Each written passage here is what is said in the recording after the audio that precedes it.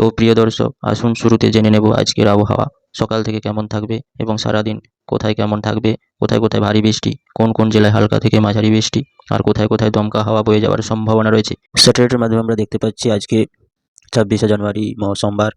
আজকে বাংলাদেশের উত্তরবঙ্গের রাংপুর, ঠাকুরগাঁও, জয়পুরহাট, রাজশাহী, ময়মনসিংহ, ঢাকা, কুমিল্লা এবং সিলেট এইসব জেলাগুলোতে দেখতে পাচ্ছি উত্তরে কনকনে ঠান্ডা বাতাস ক্রমশ প্রবেশ করছে, যার প্রভাবে আজকে রাতে কনকনে ঝাঁকিয়ে ঠান্ডা পড়ার সম্ভাবনা রয়েছে।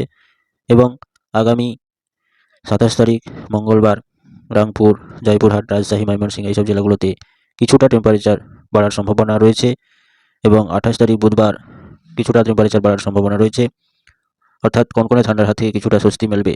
তবে 29 তারিখ বৃহস্পতিবার এবং 30 তারিখ শুক্রবার এই দুদিনে আবারও কনকনে ঠান্ডা ফিরে আসার সম্ভাবনা রয়েছে।